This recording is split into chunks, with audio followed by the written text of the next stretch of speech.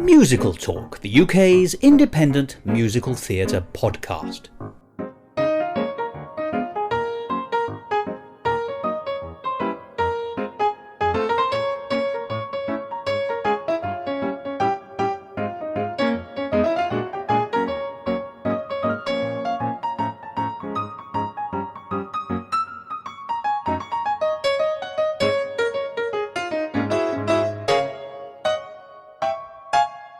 Hello and welcome to another edition of Musical Talk. I'm Thos and I'm frequently compared with Edinburgh and Hollywood, because none of us this year has had a fringe. Now, that's obviously a terribly sad thing. However, the absence of the Edinburgh Festival Fringe or the Hollywood Fringe Festival does not necessarily mean that the shows that were going to go there have withered on the vine. And today we're going to prove that statement, because today I'm talking to Michael Shapiro about his brand new show, Gideon and the Blundersnorp. And I do hope that title has excited you already, because it certainly thrills me. It's a new family musical, and it follows hot on the trail of his huge success at last year's Hollywood Fringe with The Bully Problem. Michael Shapiro is a great composer and a friend of mine, and in a minute we're going to hear a conversation where we talk about his marvellous show. But, and I think this is the most exciting thing, that this is a show that's going to be presented virtually free of charge to anyone who wants to go and see it. Now, we'll be giving you details later in the programme about how you can go and see that, but all the details can also be found on gideonmusical.com. And to me, it's really wonderful that a show can actually face adversity and succeed, which incidentally is also the thematic context of the show Gideon and the Blundersnorp. Well, that's quite enough wittering from me. Let's get on to the detail of the programme. In a minute we're going to hear a song called Not Impossible from this brand new show, and then after that we'll have a wonderful in-depth conversation with Michael about the show, and we'll be touching on lots of musical theatre references, everything from Peter and the Wolf to Shrek, Blood Brothers, Peter Pan, Disney, Sondheim, Les Miserables, The Music Man, Little Shop of Horrors, Oliver, and a funny thing happened on the way to the forum, not to mention Man of La Mancha, so I won't. So if you like in-depth conversations about new writing, peppered liberally with musical theatre references, I think you might be in for a treat. Let's start that ball rolling. Here's that song, Not Impossible. Not impossible. Not impossible. I heard it distinctly, that's what he said, and now I can't get the words out of my head. Not impossible. That means possible. That's better than who knows or no one can say. That means there's a way.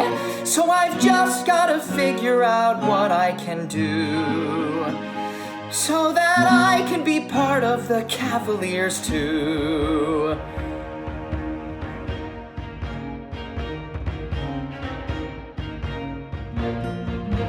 Can you imagine it? Being an assistant to an assistant to an assistant to a real Cavalier, helping the helpers of the helpers when danger is near, acting with bravery, being the first into danger and the last to retreat, aiding the fight against murderous hordes, maybe assisting with carrying swords, riding the kingdom and safeguarding farmers and lords. Not impossible. Tricky, but not impossible. They must need an extra helper or three. Why can't one be me? I've just gotta come up with a thing I can do, so that I can be part of the Cavaliers too.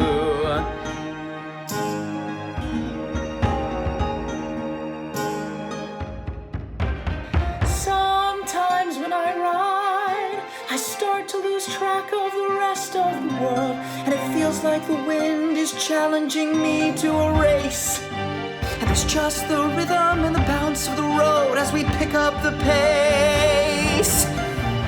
First I bring her to a trot, and then a trot becomes a canter, and a canter is a gallop, and we're gone. And the world turns into colors, like a smell from an enchanter, and it feels like I'm floating incredibly high, like I'm jumping right over the sky. Yeah! Not impossible. What I want's not impossible. I may be a peasant stuck with a chore. I may be a commoner sweeping the floor, but I can be more. I have just gotta figure out what I can do, so that I can be part of the Cavaliers too.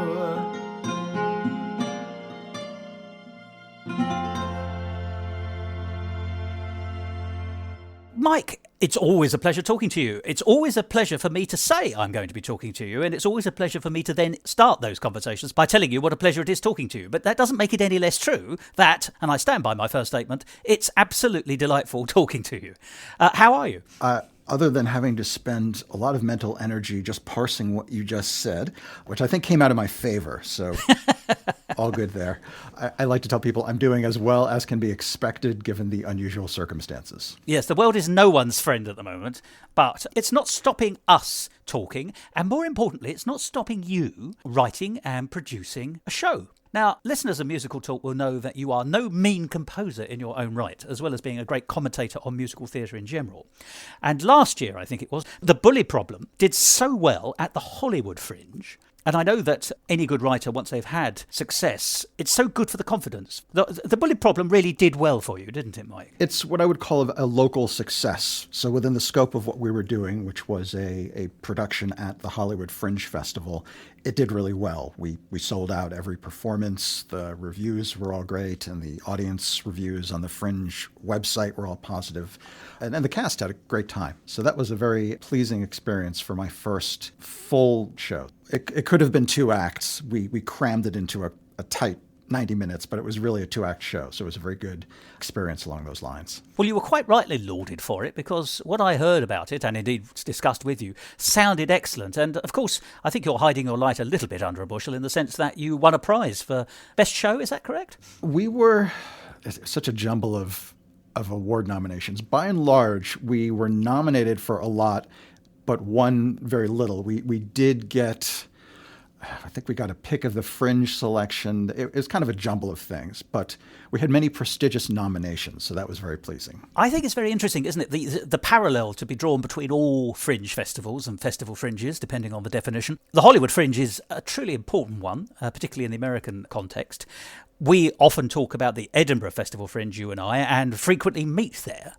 And of course, this year, the parallels have been remarkable in this year of coronavirus, that both the Hollywood Fringe and the Edinburgh Festival Fringe have had to be abandoned, regrettably. I think that's the only real term. And of course, that does mean a lot of work that was heading towards those 2 areas has had to be either shelved, or original and exciting new ways of presenting it have had to be found, which I think is leading me up to your latest show, Mike, which did fall into that category. I believe, and I'm sure you'll tell me, it was aiming for this year's Hollywood Fringe. But of course, as that hasn't happened, you've come up with a new way of doing it. So tell me a little bit about the show first. Well, as the programme goes on, we'll talk about how people can then catch up with it and see it in the next few days and weeks, I hope. But tell me about, and I love this name already, Gideon and the Blundersnorp.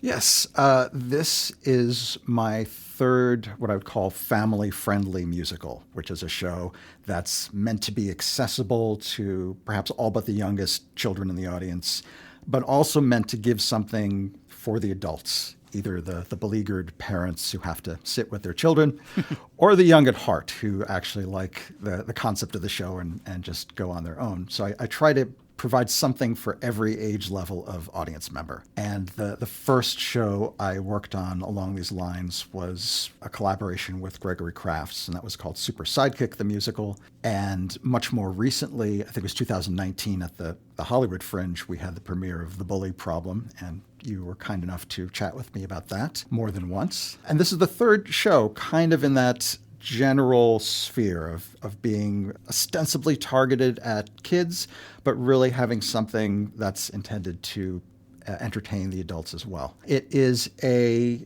fantasy adventure. I actually bill it as a adventure musical rather than a musical adventure. So I try to stake out the genre very clearly.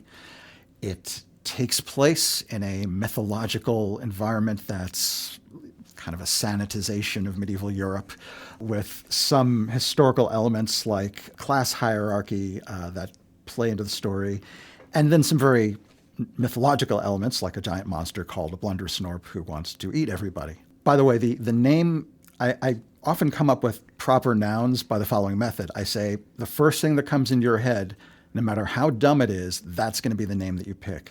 And that's indeed what happened with the Blundersnorp, which is kind of the word blunderbuss with a little bit of silliness tacked onto the end. Well, all right, let's stop the boat immediately here, because that's one of the questions I wanted to ask you. And you're just saying that essentially you just concocted it from nowhere, because it appears to me to be very cleverly tailored.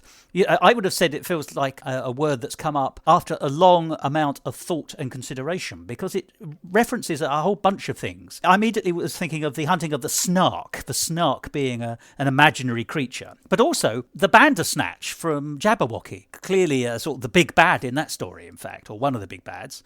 I suppose the Jabberwocky is the biggest bad of all in Jabberwocky. That would be foolish of me to say otherwise, but there is the Bandersnatch who gets an early mention. So Bandersnatches and snarks seem to me to suggest a world of fantasy, villains, imaginary creatures, and something about blunder, exactly as you say, blunderbuss. There's something immediately comic about that word, but also in the right context, imaginary and legendary, if you like. So, the fact that it is a kind of dragon-esque, I know it isn't a dragon, but, it's in the dragon family, I suspect we have to imagine. The word seems to fit really well. The idea that you may have just allowed that to plop into your brain and said, yeah, that works, that seems amazing to me. I think all of the cultural entities you referred to probably played on that decision, but I think it was very subconscious. I'm absolutely sure you're right that the Lewis Carroll mythology and that kind of exaggerated monster that also seems silly at the same time, like silly and threatening, I'm sure that all of that was an influence. But here's a dirty secret about the creative arts. Sometimes we just pull things out of a hat, and it's the result of a lot of subconscious influence, but not a lot of conscious decision making. And this is one of those times where it was just, my whimsy was primed in a certain way based on all the stuff that I'd read and experienced, and that's what came out. Well, I think the word is the perfect word, and I haven't seen the show, but I know immediately what the Blundersnorp is, just from its name. So I think it is actually a little stroke of genius. So if it is just something that fused itself into your subconsciousness first and then into your brain, your waking brain, as it were, then I'm very impressed by that. I also accept what you're saying about the subconscious doing work based on what it knows already in the background. You'll probably know about Johnny Mercer. When Johnny Mercer had a lyric he needed to crack, he used to describe it as putting it in the kind of memory trunk. He would park it away at the back of his brain and let the brain do, or subconscious really, I think, do a sort of subroutine on it, if you like. And then he would say that, a few days or a few weeks later, up would come something that was incredibly workable or at least potential. So he allowed his subconscious to do quite a lot of his heavy lifting, which he would then finesse when it finally presented itself again. There's a theory of problem solving called the Incubation Theory, and it's just a formal version of the anecdotes you and I have just been talking about, where I'm gonna dumb it down a little bit, but the mind absorbs a lot of material consciously. It sits on it subconsciously and then subconsciously solves a problem. In other words, comes up with an idea or synthesizes a new character from a lot of influences. It's attributed to the phenomenon where we'll struggle with something for a long time, and then a day later we'll have this eureka moment. A solution is presenting itself, when in fact that seemingly spontaneous solution, be it problem solving or artistic and creative, was actually the work of your mind, to use a computer metaphor, running a lot of background processes and trying to sift through all the input and let some of the distractions be forgotten and the important stuff retained. I recognise that in what we've been talking about and in our own lives and routines as well. I always think it's very interesting that a lot of people will observe that they're very witty a day later. So if someone says something to them and they come up with the perfect retort, yes, only 100 miles away and 24 hours later. So Yes, it can be a slow machine, but it will get you there sometimes. But let's not veer too far from the title then. I mean, this is proper basic stuff. How did we get the title? How did we get the characters? The show is called Gideon and the Blundersnorp. Obviously, the word Blundersnorp is the one that people will wrestle with because it's the new word. It conjures up so much in just those 3 syllables that I think people will understand immediately what a or the Blundersnorp is. But Gideon is a very interesting word. Obviously, it is a real name, a recognised name, not a name that's widely used these days, although a few Gideons survive. And of course, most associated with the Gideon Society who plop the Bibles into all the hotel rooms. But the thing about the name Gideon is it seems to me to be a perfect name that's recognisable enough as a name that's not quite contemporary, but wouldn't be out of sorts if it were, but at the same time would fit a medieval or a medieval-ish central character.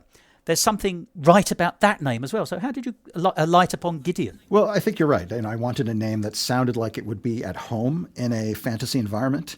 So for whatever reason, we have all these associations with names, and some feel very contemporary and some feel more of antiquity. So I wouldn't have called my main character Philip, right? Because that feels very mundane to me. But I actually picked Gideon also because it's onomatopoetic for the sound of riding a horse, or it suggests giddy up. There's a kind of rhythm to it. Oh. And so much of the story is an equestrian adventure. So it seems the perfect name for a young stable hand who is also a bit of a virtuoso equestrian. Yes, we're leaping ahead a bit, but his horse is called Aspiration, is it not? Yes, this is one of the most unsubtle things I've ever written, but he has a horse named Aspiration, and he literally uses it to jump obstacles, and it carries him through the whole adventure. So I wanted to make this message almost insultingly clear. So it's I'm almost embarrassed by the lack of subtlety, but that's how he gets about. No, I mean, it's perfectly reasonable. You can't have everything being figurative. Sometimes it needs to be said, and things like that also work. I've got a question for you. Does he name his horse Aspiration, or is the horse he ends up with, was it already called Aspiration? That is not mentioned in the story. It's just established that he has a horse named Aspiration and that he cares for her and kind of regards her as almost a part of himself. As long as he doesn't take it to market and trade it for beans, I think that would be treading into a different musical and story entirely, I think. Right. So we looked up a title. So really, we've got no further than the first 4 words of this new show. However, I think it's already been interesting. But tell me, how did Gideon and the Blundersnorp first coalesce as an idea in your head? If you look at my bookshelf, in as much as it still contains physical books, an embarrassing stretch of it are fantasy novels, going back to when I was a kid and including more modern writers as well. And there is a genre of fantasy that I think today we subsume under YA fantasy, young adult fantasy, which is a little more optimistic and tries to portray a bit of a positive moral role model. In contrast to the very what's called grim, dark fantasy literature, which is all about moral ambiguity and heroes that are easily mistaken for the villains and lots of carnage and maybe a more historical approach to fantasy. But writers who influenced me when I was young, like David and Lee Eddings, Lloyd Alexander, especially with his Chronicles of Prydain, Terry Brooks, were writing, I'd still call it epic fantasy, but it was shorter form, and there was usually a youthful idealism in the story. There were certain tropes. There was usually a farm boy, and there was usually a displaced female member of the nobility who would usually become a romantic interest, and there were certain things that were part and parcel of this kind of story. I mean, forgive me, just briefly, the biggest name version of this would be Shrek at the moment, wouldn't it? I guess so, but I think of Shrek, I mean, I've only seen the movie, and I think of that as a very postmodern, sarcastic kind of story. That's fair. So I don't really lump it into the same category as this kind of proto-YA fantasy literature. Sincere, then, this? Yeah, extremely sincere. And that doesn't mean in a ham-fisted kind of way. But what I really loved about some of these books is that they would show the growth of someone who started out very naive and maybe a little reckless into somebody who assumed responsibility and grew. And I had the idea very early on for doing some kind of musical storytelling experience that would convey the spirit of this kind of novel, as well as some of the action qualities of fantasy literature, where you have lots of battles and exciting things going on that don't necessarily lend themselves to staging because they're so visceral and there's so much, the mechanics of soldiers and indeed horses riding around. Attempts to portray fantasy on stage are usually pretty static. If you think of like Parsifal, the Wagner opera, there's a character kind of peering in the distance saying, wow, there's a huge battle going on down there. But, you don't actually get to see. Let me tell you about it. Yeah, exactly. Because it's hard to stage unless you want to become so abstract that what you're doing doesn't feel physical. And I thought, well, is there a way to, through music, convey some of the excitement and adventure of maybe a movie like Willow or like Lord of the Rings, where you've got a visceral motion element? Can music kind of pick up the slack where literal staging cannot really convey that sort of spirit? And I think in musical theater, I think there are examples of this. If you think of Hamilton, the Battle of Yorktown, or Right Hand Man, these two songs that I know you're not directly familiar with Hamilton, but roll with me here and imagine, if you will, narrating a battle sequence with a kind of motoric, rhythmically driven music that can suggest some of the visceral action that's going on. And I think there have been some attempts to try to convey, action sequences in musical theater. So returning to my historical narrative, I initially conceived of this story using a fairly common and perhaps unimaginative trope of farm boy stumbles into the world and achieves something in a fantasy environment. I originally imagined it as a piece for narrator and orchestra, something akin to Peter and the Wolf, where the music is filling in the details of the world and trying to suggest some of the elements. In the case of Peter and the Wolf, you have the music conveying the physical reality of the wolf itself and some of Peter's zany animal friends and big events like parades. I wanted to do something like that. It's a musical soundscape, actually, isn't it? Briefly, to talk about Peter and the Wolf, I think Peter and the Wolf is one of the great pieces of classical music anyway, let alone the fact that it is a great primer for children. Obviously, I heard it as a young person, and everyone has a different narrator, I think. I think I've barely yet to meet two people who have had the same narrator on whatever version of Peter and the Wolf they first came across. But Prokofiev's music, without a narrator, which I finally tracked down once, works magnificently. Obviously, you know the story already, so I suppose you are overlaying it.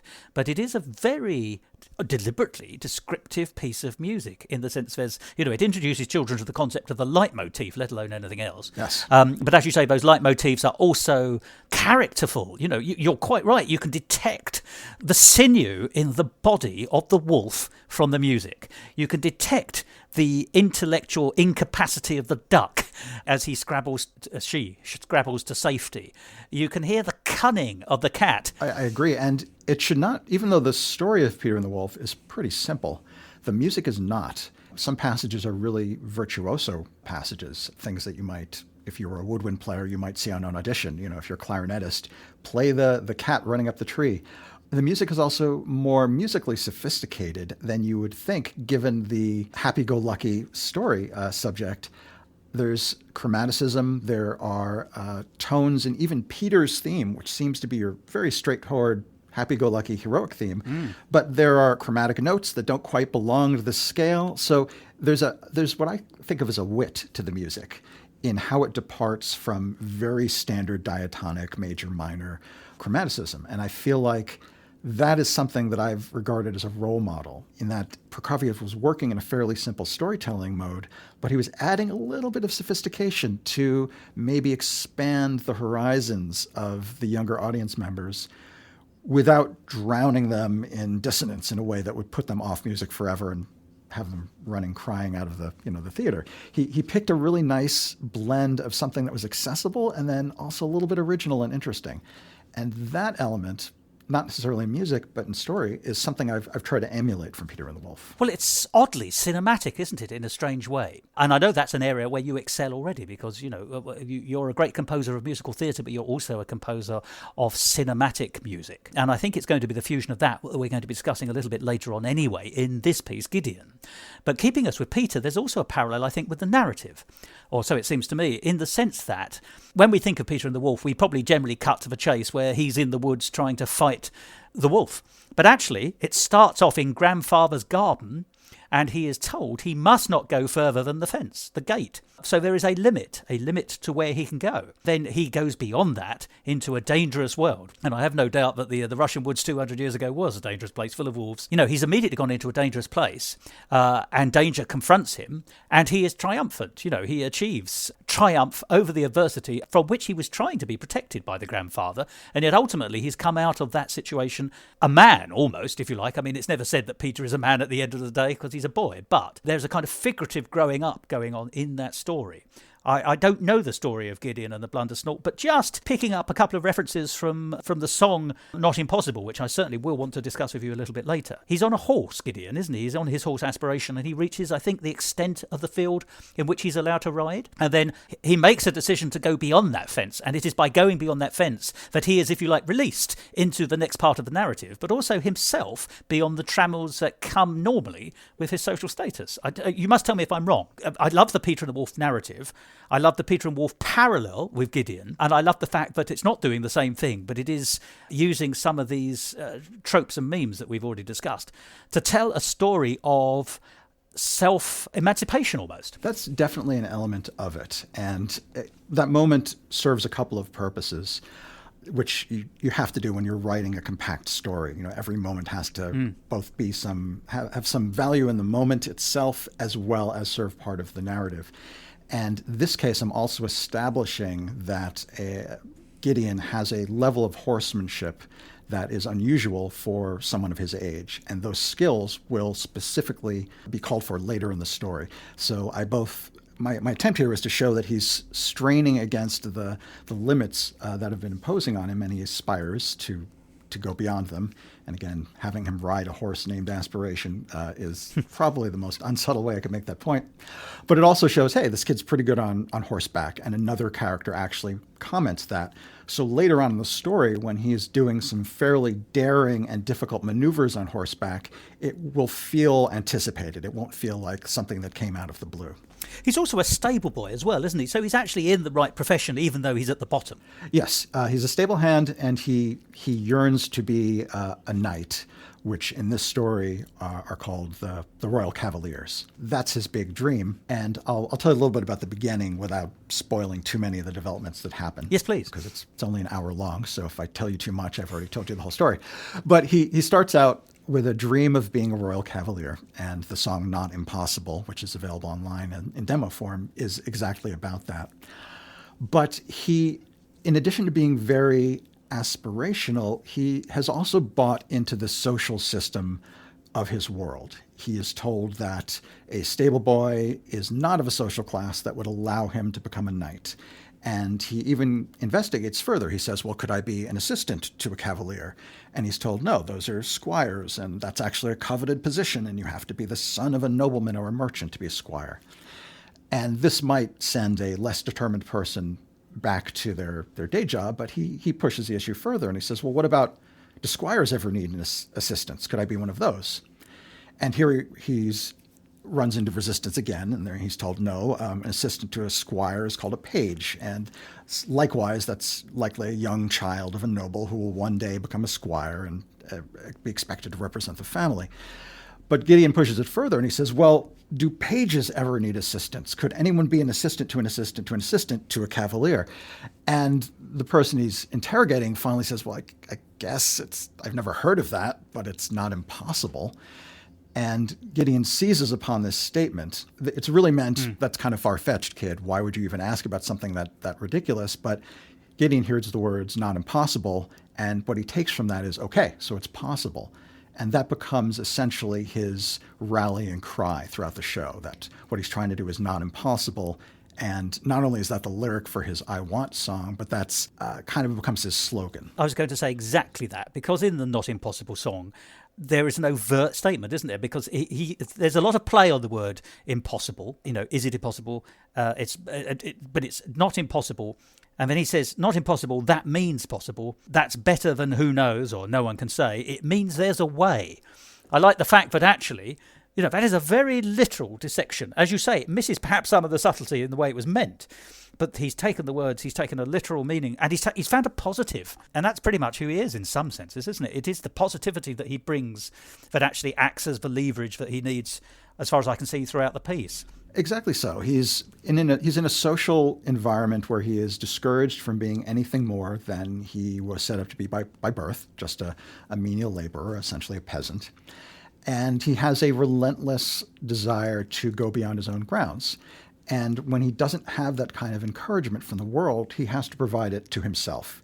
He's kind of the classic only child who has to be very imaginative and self-encouraging. And this song is really exploring that psychological change from wondering if something could happen and then deciding to make it happen. And in doing so, I'm trying to make him an endearing character. And also where younger audience members are concerned, I'm trying to sketch out a role model for being aspirational, for looking at the positive side of possibility. Can I say, I think the show is cleverer than that position. You know, for example, I don't know if you're aware of the musical Blood Brothers. I am. Blood Brothers is a fairly blunt instrument, in my opinion, dissecting the evils of class in British society. And it does do that. And it does it in the way it does that. And a lot of people respond very positively to it, but I think it's a little unsubtle. Your show has another character, another principal character, Alana, who is a viscountess, so she's a noble woman in her own right. And you would think, therefore, that Gideon is constrained by class, whereas to be in the nobility would stop you being constrained by class and give you what you want. But she is constrained essentially by the rules of that class, because there's no free movement within each class, as it happens. It's still a very structured society, but also gender. She also has limits on what she can do, which she wishes to overcome. So I think you're very cleverly showing us that actually constraint and limitation can come from lots of different forms. Yes, class constraint is a bad thing. Yes, gender constraint is a bad thing, but constraint can be anything. And in fact, it's the act of overcoming a constraint, which is the ambition that we should have. It's not just that simply the constraint that Gideon suffers is the thing that is evil. It is actually an exemplar of a bigger issue, which can affect anybody, whatever their social status. Do you want to talk a little bit more about Alana? Sure. Ultimately, the message of Gideon, other than horse riding through forests while being chased by bandits, is cool. The real message is your character determines your destiny, not your social origins, not your social class. In that sense, it's really the opposite of Blood Brothers, which gave the exact opposite message. That's hard to say. It's not as hard to say as it is to hear. I don't mind telling you. Yeah. No, I really bristled at that show. So did I really resented the message that you cannot escape the predestination of how you were born socially. And I think that's a terrible message, even though there was some artistry in the show that I admired. But Gideon sets out to state the opposite, that your social class does not determine your destiny. And Gideon is an obvious poster child for that idea, because he's starting with very humble origins and aspiring to a position that is typically reserved for the nobility. And Alana is my way of... Well, she serves a couple of functions. She is the archetypical displaced noble girl who the hero encounters and forms some kind of bond with. If you're a fan of David Eddings, it's Garion and Sinedra. If you're a fan of Lloyd Alexander, you have Taran and Eilenwy. It's the exact same dynamic, and I'm lifting that dynamic for my story. Oh, but I mean, yeah, it's the dynamic, and it's a standard position. So it's not that you're lifting from those people. You're lifting from a perfectly typical relationship to be found a lot in, all the way back into folklore, for goodness sake. Yes, and it's a fun way to explore contrast, because you have people from different social origins. You have in this case, a very simple farmhand, and then you have a girl who she's about his age, but her upbringing couldn't be more different. She's had schooling. Oh my goodness, I've just thought, sorry. Can I just interrupt to say Luke Skywalker and Princess Leia? Sorry. Oh, perfect example. Exactly. It's a well-trod trope, but it's very rich in possibility, and I think that's why people keep returning to it. So it offers an opportunity for contrast. Alana has had a rich education, and Gideon has not. And she starts out, like Gideon, stuck in the class system. Her situation is very different. She is minor nobility, and she feels that she has no agency, despite her believing that nobility is essentially elevated among everyone else. So she accepts the premise that there's this real difference in quality between nobility and the commoners, if you will. But she also feels very unhappy because she has no ability to impact the direction of her own life. She's told where to go. She's told what to wear. Sorry, you've just said rather splendidly, I don't know if you did this deliberately, that she is nobility, but she has no ability. And no mobility. This is great. I'm going to write this down. Next version of the show, I'm stealing all of this. But yeah, that's exactly her situation. And so her aspiration is a little different. She figures, I'm a lesser noble and I'm a girl, so I really have no say in my life. But I do have a route towards agency, and that is inheriting the throne. So if I make my way through the chain of succession all the way up to being queen, that's when I can finally be my own person, because I can give orders. And Gideon, when they encounter each other, Gideon says, well, kind of where are you in the line of succession? And she says, it's just a matter of waiting for 8 of my cousins to die. So she literally has pinned her entire life's dream on something that she can't possibly control, which is the line of succession. And she's not really close to the throne in the line of succession. So she's in this really tight spot. It's also a terrible thing to have to wait for. Right. You know, the death of your family. I mean, there is a danger that she will go bad and join Game of Thrones, isn't there? That is, I guess, a dark possibility that I don't explore because it's for kids. And you're right not to. But I'm trying to point out that there are different ways to be trapped by social class. And as long as you buy into this notion of birthright determining your worth as a person, you're never going to be free and you're never going to be happy. I was going to say she's also passive, therefore, presumably. You know, her expectation is that she can achieve what she wants, but it does require other things to happen of which she has no control, which we've identified. That makes her a passive character. Exactly. Whereas the flip side is that Gideon is not a passive character. His enthusiasm and determination, if you like, are the flip side of this. So I can see that that makes a very good pairing too. So, well, you touch upon a very good point, because her situation is one of passivity. She has no control over her life, and then she's captured by bandits, so she's even less control. She's literally in a cage. But spiritually, she's a very active person. She's someone who wants to do things, and she wants her ideas to be respected, and she sings about that in her self-introductory song. So she's in a bit of a bind because her aspirations in life grind against who she really is. And during the course of the story, when she's put in a situation where her life depends on quick and decisive action, her inner nature comes through. And suddenly she is not the noble girl who's sitting and literally waiting for her life to be handed to her, but she suddenly seizes the reins and becomes a very active figure. And that for her is a growth and transformation. And that's her journey, which happens in parallel to Gideon's journey. So she goes from class to kick-ass. Is that what you're saying? I think that's a valid paraphrase. Obviously, it's a story whereby the two characters, by meeting and influencing each other, help each other on their journey. So the journey is intertwined, but also it is two separate parallel journeys. And every central character every character should have a journey, but certainly the central characters need journeys.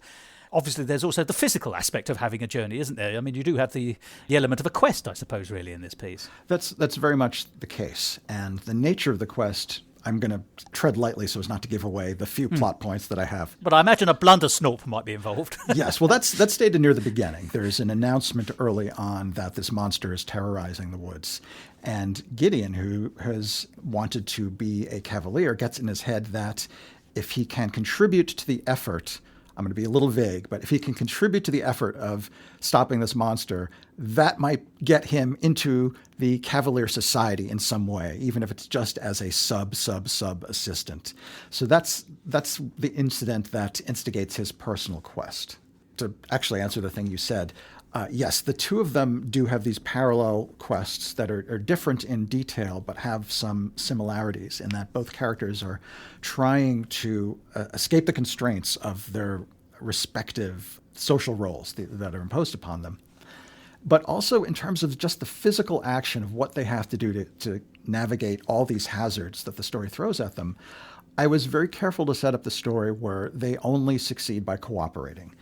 In that if Gideon had tried this quest on his own, he would not have made it to the end. Not to say that he would have died, but he's very brave and he's very skillful, but he's not as smart as Alana is, and he's not as good at problem solving and strategizing. And Alana, on the other hand, has a certain kind of agility and a certain skill set she brings where the physical action is concerned. And if you watch any of the videos we put up, you're going to see her firing bow and arrows in this kind of exciting way. But her real skill is as a strategist. And she comes up with some ideas or some refinement to Gideon's very simple ideas that helps Gideon succeed. So each of them brings something to the adventure that the other lacks, and collaboratively they're able to navigate various hazards in a way that neither could individually. I'm going to make an observation. It's more than just about being able to breach the constraints that each of these two characters find themselves in.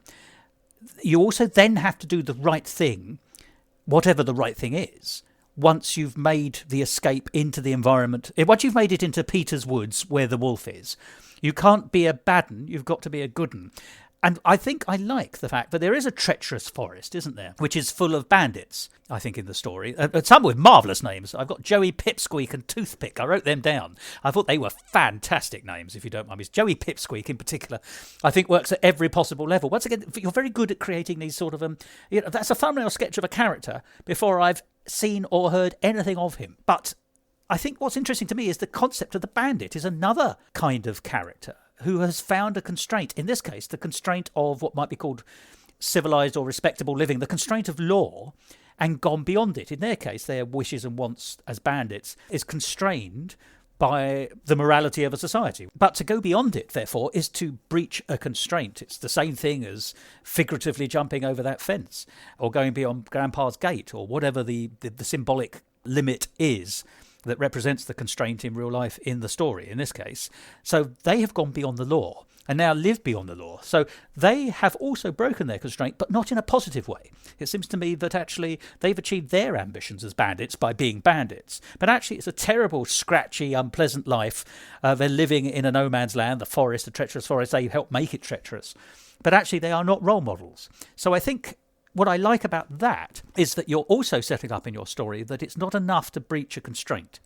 It is you must breach the constraint and still be true to your ambition and indeed your moral code, whatever that is, in order to achieve the right thing, the thing that you want, which has righteousness and worth in its own right. Whereas the bandits have gone beyond the constraint, but their ambition is so sour, corrupt and sinister that they are not role models and they never can be role models and therefore will suffer the consequences of that. There's a lot packed into there, but a lot of it resonates with me. In terms of the bandits, of course, they're providing physical menace. They are part of the problem that Gideon and Alana need to solve, and they are providing plenty of comic relief because none of them are particularly bright. In some ways, there's some parallels between the bandits in this story and the bullies in the bully problem. Yes. In that I like to portray bad guys as inept rather than menacing, yes, but also kind of goofy and stumbling over themselves. Wrong-uns. Wrong-uns, yes. I've learned a new word. The leader of the bandits is named Trent, and he's much smarter than the rest of them. And he is kind of the opposite of Gideon and Alana in that he aspires to social status in addition to aspiring to stealing gold.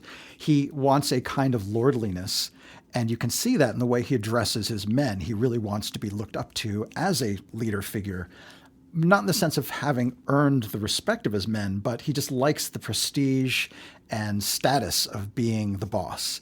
So here's somebody who is, in a way, enslaved to the social system. Like, in his mind, he wants to be king.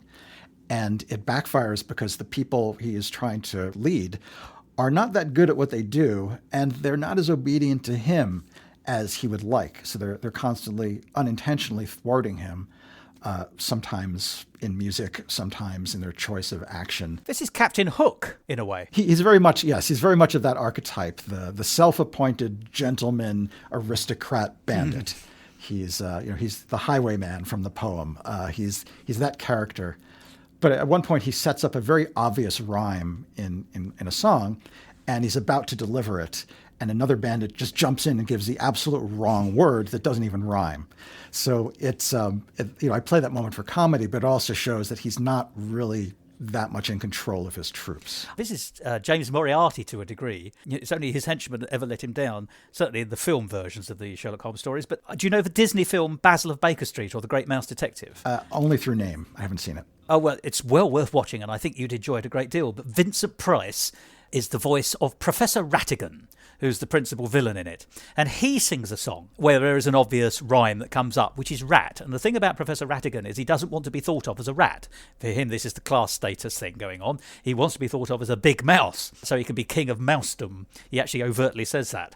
And so in a song with his drunken acolytes, the rhyme scheme, unhelpfully for his acolytes, sets up the word rhyme as rat instead of mouse. And then one of the foolish mice sings the word rat and gets disposed of in a suitably, well, let's say, feline way, as it happens, in that story. So I like the idea of sometimes a subversion of a lyric provides a comic moment, a dramatic moment, and also a character moment. It does it in Basil the Great Mouse Detective, and I think you've just described it here in Gideon. That's very funny, and I do love that. I do like letting lyrics and music be, and I'm talking about the mechanics of lyrics and music, not so much the content, be a way to express character. It's a lot of fun. It works very well in a comedy. Another example of this is later on in the song, the aforementioned bandit leader, Trent. He's setting up a rhyme again, and he realizes, he says, "Give up that for which you fought. Deep down you know you ought." And he realizes the sentence isn't done. So he just kind of embarrassingly adds "to." And one of the advantages of being a composer lyricist is you can set up those moments because you have control over both lyrics and music. So it's very easy to set up moments like that and have them work because all the tools are at your disposal. It's also a brilliant example of bathos undercutting triumph, isn't it? Or pomposity, actually. The undercutting of pomposity. He's got a triumphant line which he's proud of and doesn't work. And then he has to make it work. And that immediately undercuts it. So he's undercutting himself with pathetic failure, if you like. Yeah, I love that already. Another thing you mentioned in passing that is also very true of the show is the idea of moral decision-making really being part of the story. This is something that recurs in musical theater history. Two examples that I can think of being Les Miserables, and that owes to the source material, and also The Music Man. And in both these shows, there are these moral decision-making fulcrum points where a character is really on the spot to decide right versus wrong and where one goal is pitted against another. So Jean Valjean can either preserve his own life by letting somebody at a trial be convicted for a crime, quote-unquote crime that he committed, or he can stand up and do the right thing in his mind and reveal himself to be prisoner number, I forgot the number, but it's a big dramatic moment. Yes. And I love those decision points where a character's on the spot, they have a big song, and their entire fate hinges on whether they do the right thing or the wrong thing at that moment. And we can look at counterexamples, like Little Shop of Horrors, where somebody keeps doing the wrong thing, and we see them descend into chaos as a result. So you can explore moral decision-making either from a celebration of the right choice or an exploration of what happens when you make the wrong choice. And I for a kid's show, I prefer to pick the positive aspect. So I try to constantly put Gideon in these moments of decision-making, even at the very beginning where he has an opportunity to ride off on this quest, but his boss is basically saying, "Get back in here, you've got work to do, you're going to be in trouble." And he has this moment where he says, "Wow, I'm going to be in trouble, but I really want to join the Cavaliers, so this is my chance." And in song specifically, he has that moment of decision. So the story is peppered with those moments, and that's very deliberate on my part in writing something for younger audiences. But he is essentially a good character, isn't he? I mean, the trouble that he would be in, obviously within the confines of the very narrow life that he's leading, something that would normally be a problem. This is, funnily enough, we're talking musical theatre here. This is Pseudolus and Hysterium. Hysterium always responds to his master's calls because he's afraid of being whipped, whereas actually Pseudolus has the dream of freedom. The song Free is actually where he is weighing up whether he ought to go for his life's ambition to become a freeman within the Roman society, or live in the speech marks relative comfort of being a Roman slave, because as he says, he gets whipped every now and then, but he gets 3 meals a day, and it's a fairly cushy number the way he operates it. There are minor rules which can be broken in order to achieve the greater good, and it seems to me that Gideon's doing that to a degree. Yes. I think there's trade-offs at every point in the story. There's some actual tough decisions he has to make as well, and some bear upon his original quest and the reevaluating of that quest in face of some other decisions. But, of course, heroes are boring if they are too goody-goody, right? We want them to be a little rebellious. We want to buck against their boss or to do something a little defiant. They can't be one note, can they? A one-note hero is a dull hero. And in this case, it's funny that you use the phrase "trammeled in" to describe Gideon, because his boss, the owner of the stables he works for, is Master Trammel.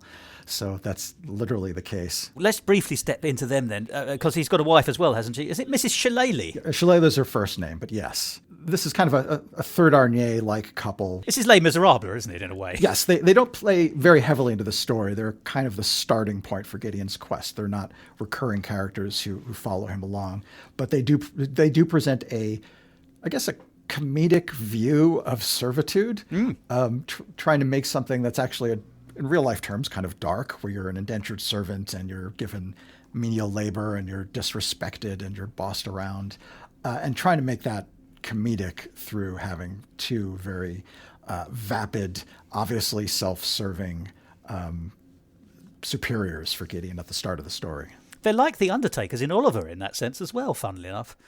You know, they're not in it a lot, but for Oliver, they represent the next step out of the workhouse. But it isn't a very satisfactory one. Here they are, exactly as you say, they are the representatives of the status quo, and they're not even good representatives of the status quo, I suspect. Yeah, that's exactly right. They are essentially middle class, so they look down upon Gideon as being servant class. But they themselves, since everyone in the story starts out at least buying into the class system of the world, they are very obsequious to who they perceive to be the upper classes. So they're very deferential. When a cavalier shows up at the stables, they fawn over him and they bring out their best cutlery, and they actually say to Gideon, go get the nice china, not the lowly stuff we use for the peasants. Throw away the pewter. Yeah, exactly. It comes down to what I was talking about, where you just need to use every moment in a short story to illustrate several things at the same time. They present a problem for Gideon, a constraint, but they also give you a little insight into the expectations of the stratified class system that Gideon works under, which really impacts his larger quest. I do love the naming, which is how we got onto them, actually, funnily enough. Bearing in mind they are relatively minor characters and symbolic, I suspect, more than actually narratively useful. Master Trammel is a grand name and fits perfectly from the character you've described. Shillelagh, his wife. Now, that really stood out at me, because I know what a shillelagh is. A shillelagh is an Irish club used for braining your enemies. So it's a weapon. Right. It has the lilt of an Irish name. Some of those Irish names sort of sound beautiful and float on the wind. And I can see that the word shillelagh is an interesting name or an interesting word if you don't know what it means. But it's actually a horrible thing. Yes. I take it that's a deliberate choice. Yes. It's something that sounds superficially perhaps feminine, but is actually kind of mean-spirited and forceful. So that was the idea there. There's something about the word that sounds pretty. It's euphonious. But if you know what it means, it actually means the opposite of what it seems on the surface. Well, forgive me, I'm going to mine the naming conventions you've gone for just a little bit further, because, if I may, we meet a couple of knights, don't we?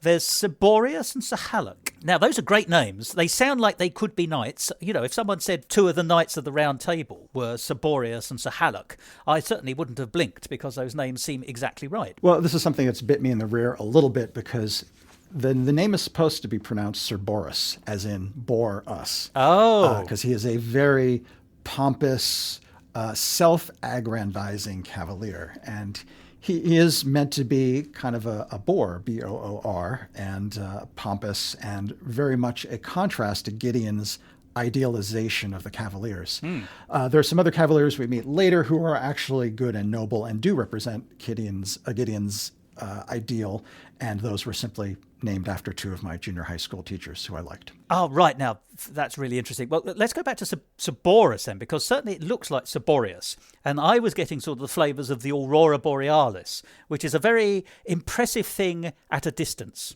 but also intangible. And certainly the description of Cerberus being a bad knight, he's part of the, the cavalier class, if you like, so from a distance is impressive. But the closer up you get to him, it turns out that he doesn't make the grade somehow. No, the reality is not nearly as smart as you are. He's a doofus from the beginning. That's the idea there, but you're right. It's lexically, if you look at the spelling, you pronounce it Boreas. And indeed, I think every human being who has read for that character or played that character or indeed directed the show has made that mistake. So I might need to do something like visually. If you add a white space, you've got the word bore and us. But some reason you put them together. It is one of these things about reading comprehension and how it differs from oral comprehension. But that's all part of the craft of lyric writing, isn't it? You've spotted a problem and now you're going to your subconscious will wrestle away with that, I suspect. And then amazingly, something will burst out in a week or two's time. So it's Sir Halleck who's identified, I think, as one of the better knights. You say it's named after someone you're sort of paying a compliment to. Yes, just he was my history teacher in junior high school. So I was originally thinking of naming them Sir Lloyd and Sir Alexander after Lloyd Alexander, who wrote one of the YA-ish novels that were very influential in my youth. But once you make a decision of a character names are funny. You sometimes make a decision and then they really stick. And changing the name of a character, especially if it's one that's been around for a while, can create a lot of resistance. And I found psychologically I just didn't want to make that shift. Well, there's one other significant character I think we need to touch on briefly, and that is the Troubadour. Now, the Troubadour is essentially the narrator character. I see that you've cleverly called him not a narrator, because a narrator is in itself, or can be, a very clumsy instrument, certainly in drama, and can be used in less sensitive hands as for that terrible thing of tell, not show, which of course is the very reverse of what you want to see on a stage. Obviously, Stephen Sondheim goes for the balladeer when he's popping a narrator into one of his stories, in this particular case, Assassins. You've gone for Troubadour, which I think is better again, actually, funnily enough. But it is a balance to be struck, isn't there? Because I suppose the question I've got, and I'm formulating this as I think and speak, but the history of Gideon and the Blundersnorp is that it was originally a kind of Peter and the Wolf narrated telling story. It has morphed into an expectation of a stage show. It has then morphed again, because of the cancellation of the Hollywood Fringe, into a virtual representation of what a stage show might have been like, at least in flavour and tone. And yet in all three Speechmarks iterations, you have a narrator stroke troubadour character. Have you discovered that as you've been developing the show, the role of the troubadour has been heavier, lighter? Has that character changed more than any other character as the story has developed, because the format requires a narrator to do different things, or not? Well, it's exactly as you've said. In each stage of the show's development, intentional or otherwise, the narratorial role has changed in a way to reflect the medium in which the show was now incarnating. The original version, as you said, was for orchestra and narrator, and there were no other actors. There was just one person telling the story. In that sense, it was a very traditional storytelling experience, and none of the action was dramatized, except perhaps tacitly by the orchestra, which was always part of the plan for the show. But it was an hour-long piece, and two things I discovered. Well, I did a kind of a trial run, a pilot, where I had a audience of maybe 30 or 40 people, and I found a very good narrator, a woman named Linda Abrams, who was a historical reenactment specialist. So she's very good with accents, and would tell me things about heraldry and medieval times that were wrong in my story, because she's such an expert in those zones. And she's also very well versed in long form talks and presentation and poetry recitals. So she was extremely well equipped for that role. And despite those qualifications, what I found is, after an hour, a narrator carrying the entire brunt of a story gets very tired. And it's kind of an athletic accomplishment to tell a story of that length. If you're trying to bring a piece to an orchestra that's an hour long, your name had better be Mahler. They're just it's a big sell to have an orchestra devote essentially the length of an entire typical concert, or maybe 2/3 of the length, to one piece. I'm not saying it can't be done, but Peter and the Wolf is 20 minutes, I think. Yeah, it's a short piece. So I ran into a number of discoveries after my trial run that made me reconsider whether narrator and orchestra was really the best way to tell this story. And years later, as I became more interested in writing musical theater, I thought, aha, an hour that's how long a Fringe musical is. And that's about the attention span of an 8-year-old. And if you break the storytelling duties among several people who are not only going to dramatize scenes, rather than narrate them, but also sing about them, you get a very rich opportunity for the same story in a very different form. So previously, the narrator was everything. The narrator was the storyteller.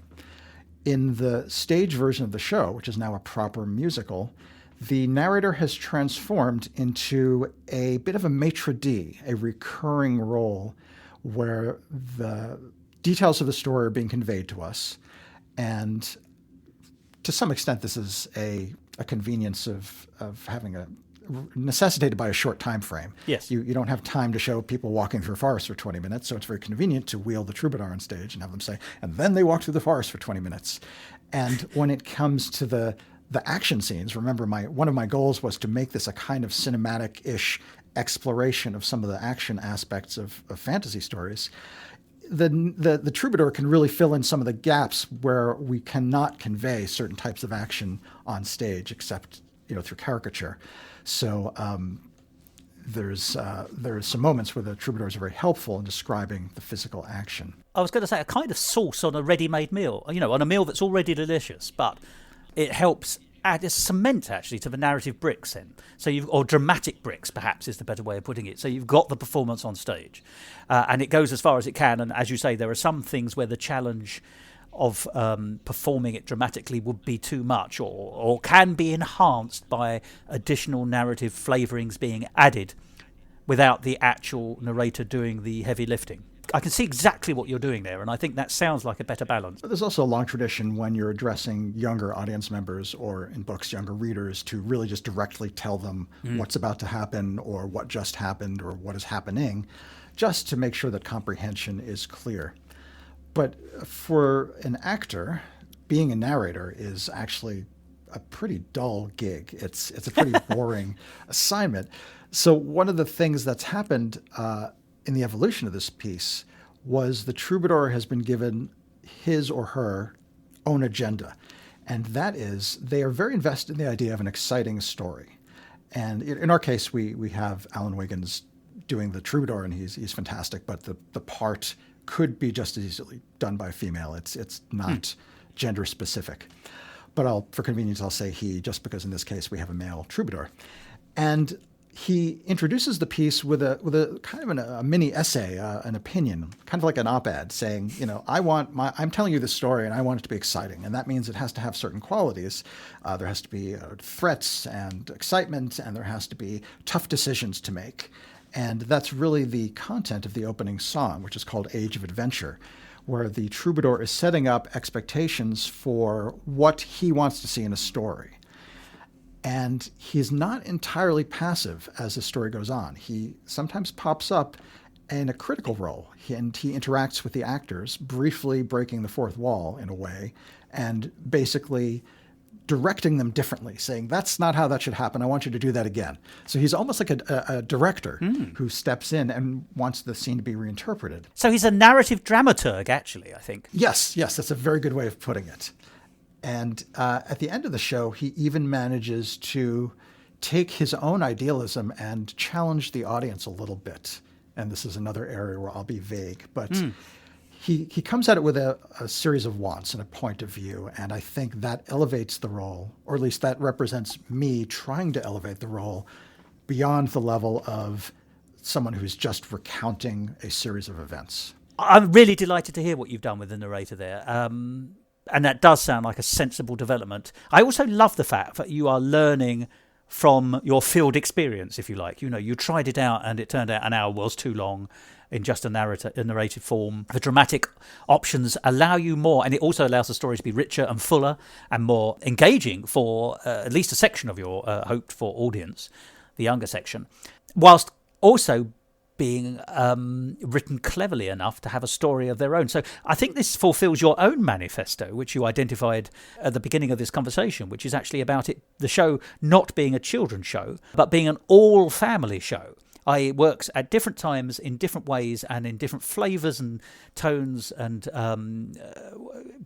there are different options for the audience. And it seems to me that the agenda, if you like, of a narrator is a clever device which a parent will enjoy and take much less at face value than perhaps a younger child. I've been fortunate in the development of this show, as I was previously with The Bully Problem, in working with a really top dramaturg, Elise Dewsbury, of an organization called New Musicals, Inc., which I've mentioned from time to time in past interviews. And what's nice about combining the development process with dramaturgy is you can get input and see that input reflected in rehearsals.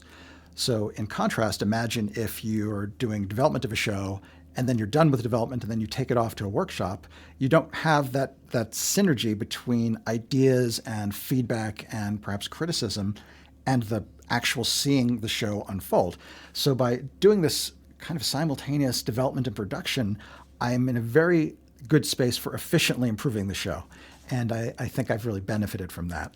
So to tie it back to what we were just talking about, the idea of making the narrator figure opinionated and giving him his own agenda was something Elise pushed very heavily for. And it's advice that I'm very glad that I took, because I think it's made that role much more interesting and given the show an extra level of wit and energy that it wouldn't have had with a traditional descriptive narrator. Now, that's interesting, because I think in a way we've sort of gone through the roster of the main characters. But the one thing we haven't really spoken about, certainly not in detail, is the score. Now, I've only heard one of the songs from it so far. That's Not Impossible, which we've touched upon already. But the score has been described online as being a rousing cinematic medieval folk score. Now, that is a fusion menu. And certainly the song Not Impossible I thought was quite interesting to my non-musical ear. I could sort of determine what a mandolin sound, which immediately suggests European, and there's always, I have to say this, there's always a kind of sort of European flavour to a medieval world with class and dragons and things like that. Then there's a sound which I can't identify, which sounds a little bit like stamping. But I've written it's a mixture of sort of Spanish and Tudor flavours. So that gives you that enhances that medieval concept. But then there is, in the song Not Impossible, also a strong violin sound, a sort of lush fiddling, which to my ears is very much more modern and at least romantic and modern in that sense. It wouldn't normally fit in naturally, one would think, with the kind of music we've already described, the mandolin and the sort of the Tudor razzing, but it does fit perfectly. So you do seem to have hit some kind of cinematic medieval folk score, as you said you would. How easy is it to fuse those kind of things to make a palatable 21st century musical context? I make no attempts at musical authenticity or musical history authenticity. And indeed, if you claim to write a medieval score, you will hear the harumphing of medieval music departments at universities around the world. They're going to come around and kick your sack butt, yes. Exactly. Well done. So there's some of the feeling of medieval Renaissance folk music, kind of British Isles folk music, comes from the modal harmonies that are used. There's some Dorian mode throughout the score, and that tends to modern ears to suggest antiquity. The instrumentation is a blend of some archaic sounds. The guitar-like thing you're hearing in Not Impossible is a lute, and that recurs in some of the other songs as well. Blended together with a more contemporary cinematic orchestral vocabulary. So there's a song called The Ride of Their Lives, which accompanies an intense chase through the forest on horseback.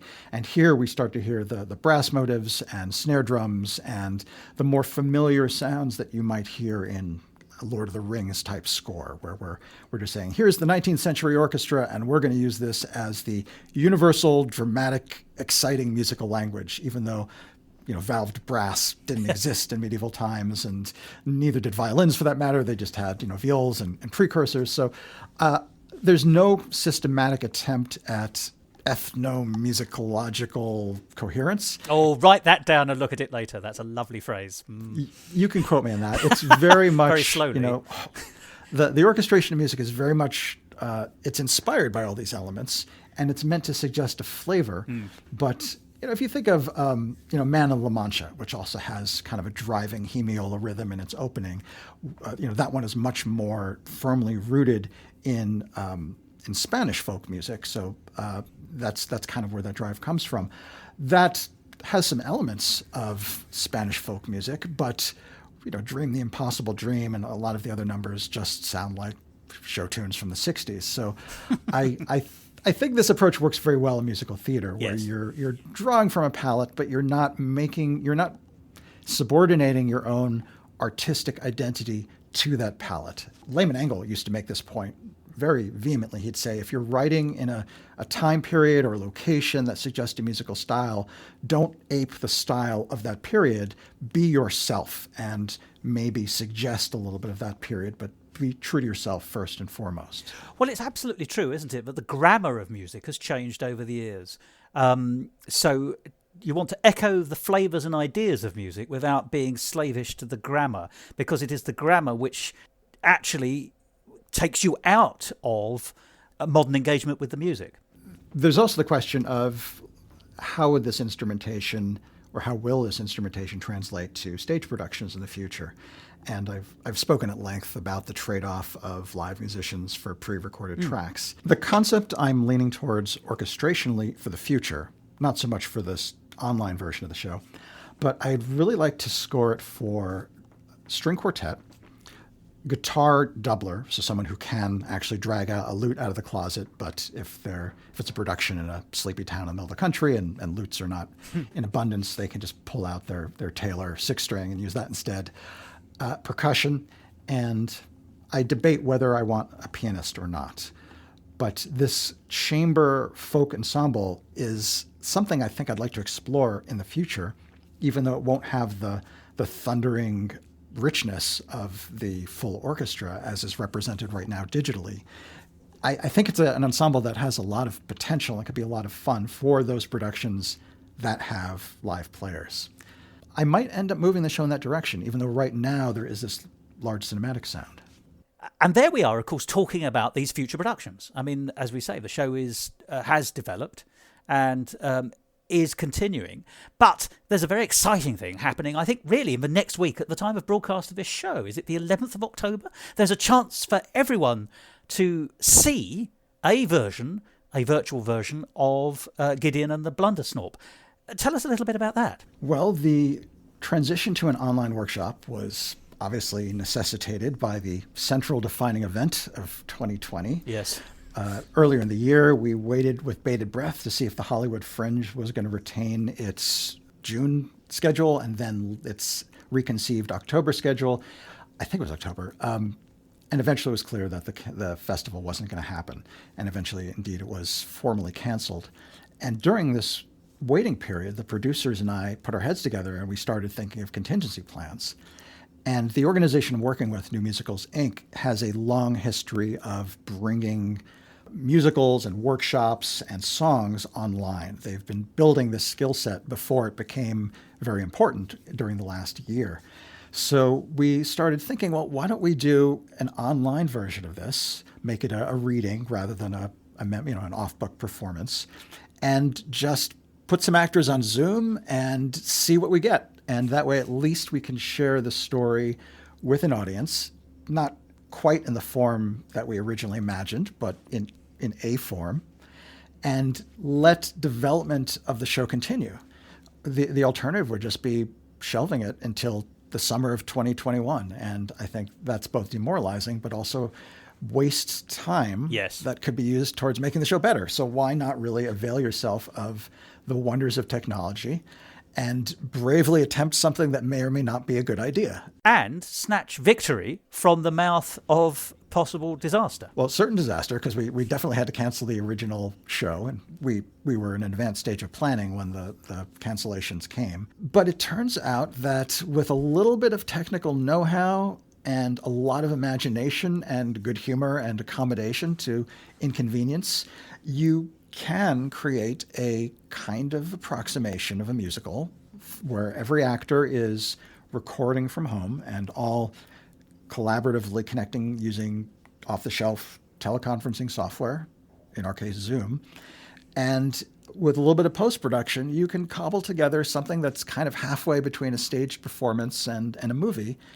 and approximate your musical. And that's what we're attempting. It can be seen. It's an open invitation for anyone to watch, isn't it? Yes, there's a huge silver lining of going online, and that is a accessibility of audience members anywhere in the world, anyone with an internet connection, as well as a vastly expanded talent pool for casting, because likewise, you're not limited to actors who are local to you. You don't have to, when casting a production in LA, not only do the actors have to be in LA, but sometimes you look at the town where they live and work and figure, that's an hour and a half in traffic to get to rehearsals. I don't know if that person's going to be able to make it.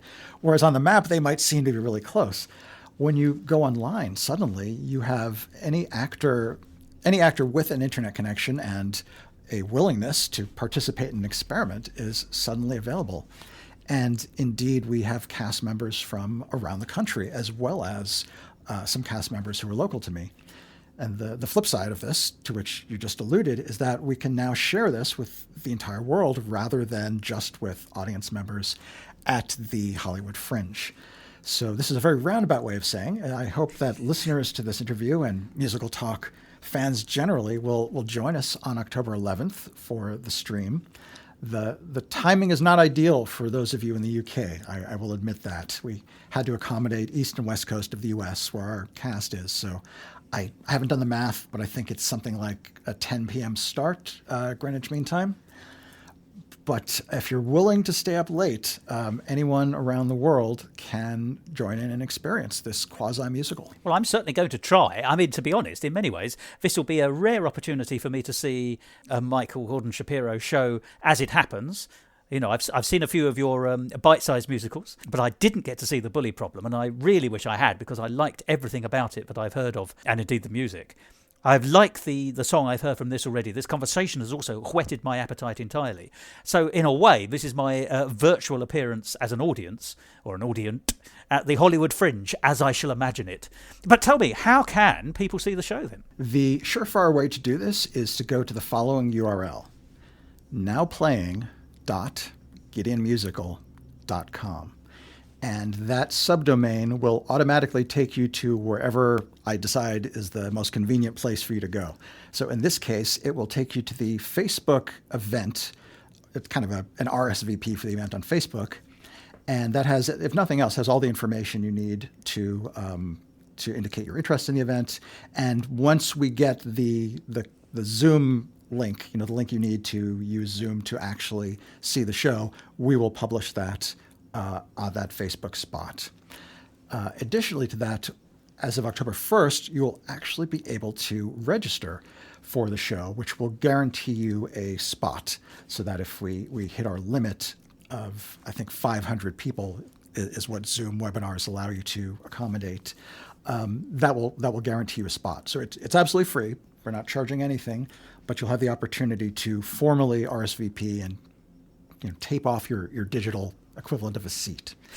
And all of that is accessible. You just need to go to nowplaying.gideonmusical.com. That subdomain will always take you to the best place to go.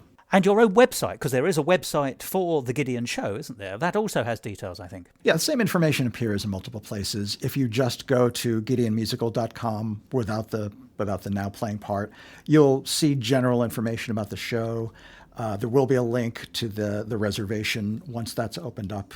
And I hope anyone listening who is intrigued will join us on that Sunday, because I think it's going to be tremendous fun. And we're going to have a chat with the cast afterwards, which includes a couple of Broadway veterans. And if you've ever wanted a chance to ask questions of a Broadway star, this is a cheap way to do it. Cheap in the sense of a good value, rather than as in cheap and nasty. Yes, exactly. Yes, no, maximally inexpensive. Yes, quite jolly good. Free. Well, Mike, thank you so much for taking time out of your super busy schedule, because obviously this show is looming as we record this. It is very looming, and I'm still working on the orchestrations not as we speak, but today I'm continuing to finalize a lot of those details. But it has genuinely whetted my appetite. I'm going to be honest with you. As you probably know, I'm not a great fan of the fantasy genre, but I do like family shows, and I do like the work of the very excellent composer Michael Gordon Shapiro. And so I think there's a lot in this which I will enjoy. I already have enjoyed what we've spoken about, so I, for one, will certainly do my best to be there. I hope lots of other people do, and I hope it's an enormous success for you, Mike, because it sounds a really well-crafted show with a lot of good things to say in a really fantastically engaging way. Well, it's always been a labor of love for me. It's a story I've nurtured for many years now.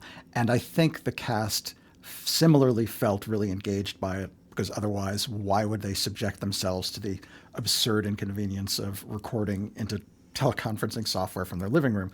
So I think everyone involved in this project has been having a lot of fun and is really invested. And I think anyone who comes to see it is going to perceive that energy and that sense of fun. Mike, when I say this, I hope you won't think I'm rude. I look forward to seeing you, or rather more importantly, your work, on the 11th of October. I'll look forward to seeing you there in the audience as well. Thank you very much. Alrighty, take care. No. The kingdom is comprised of over 19 million subjects, from the merchant to the fletcher, to the peasant, to the clerk, all of them united by a deeply held conviction that they play a vital role within the fabric of our nation. Each of them a helper, each of them a pillar, each of them a stanza in a rich and endless song. There's only one hitch. They're wrong! No one matters unless they are royalty. Royals govern the land and the sea. They're loved and admired, no voting required. For true inner worth is a matter of birth, and the world puts us where we should be. See the farmer at work with his crops. We trust him with pigs and we trust him with slops. But that is the point where his expertise stops. We don't quiz him on music or law. We see the baker with oven and plate. His bread-making skills we can hardly debate. But we keep him well clear of matters of state. Can you see him in charge of a wedding or war? All society hinges on royalty, gladly heeding their every decree. And don't mean a thing if you ain't got that king in your family line. In fact, it's a sign that the world puts us where we should be. See the queen, so lovely and regal, she tells us what's legal. Oh, queen, your enemies flee you. How lovely to be you, how noticed, how valued, how seen. Here's a noble girl, clever and bored. She's brought to events where she's largely ignored. She wears what they give her, she does what they say. She has some ideals, but she's told that they get in the way. But she will inherit the queendom one day. Then I'll matter because I'll be royalty. I'll be valued and I will be free. I'll speak imperiously, be taken seriously. So we wait for that fortunate date, and we're ushered by fate to our proper estate. It'll be rather great when the world puts us where we should be.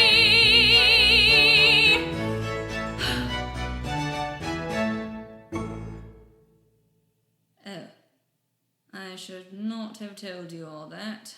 And there we are, another song from Gideon and the Blundersnorp.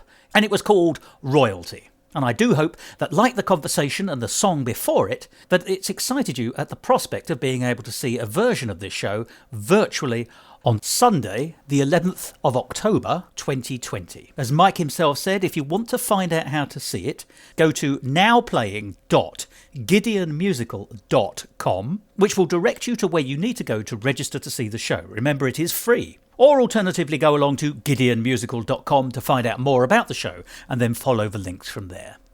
I'm certainly going to do what I can to see the show because it sounds marvellous to me, and Mike's work has always been very palatable to my ears, and has a lot of depth and thoughtfulness having gone into it, as well as his natural talent and craft.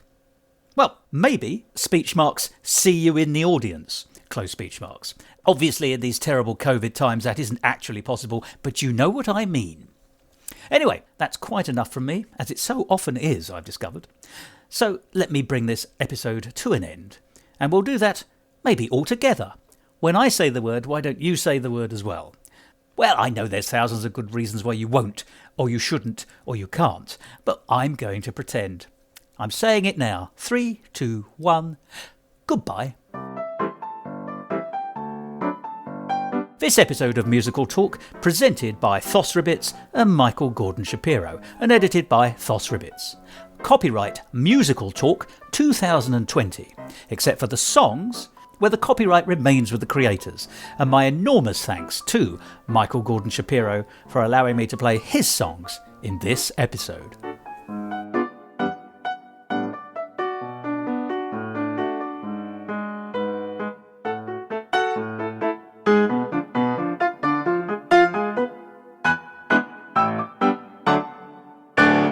To find out more about the world of Musical Talk and listen to past episodes, go along to our website www.musicaltalk.co.uk or subscribe to us on iTunes and follow us on Facebook, Instagram and Twitter. And if you want to follow me on Twitter, you can at Musical Talk Thos. So they're presenting an obstacle Gideon has to escape from. I guess that's a mixed metaphor. You overcome obstacles, you don't escape from them. But this is something that factors into a couple of music. Let me start again. This is something that... Yeah, I'm enjoying that. Take two.